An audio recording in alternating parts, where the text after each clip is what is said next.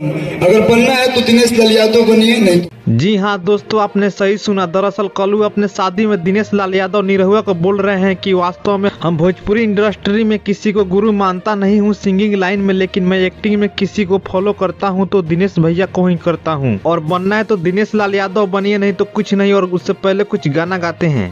जब चुनाव लड़ रहे पहला बेरी तो हम आपके चुनाव प्रचार में गए रहे कि सीधे कमल का बटन दबाना है, निरहुआ जी को जिताना है।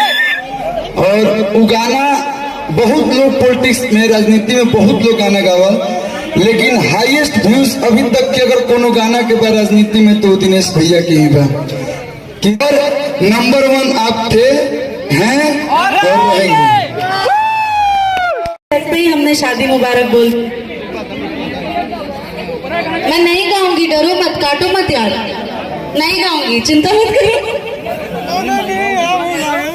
लेकिन आज मैं सच में मां शीतला से ये मना के आई हूँ कि आप और आपकी धर्मपत्नी जी दोनों हमेशा खुश रहें, सुखी रहें।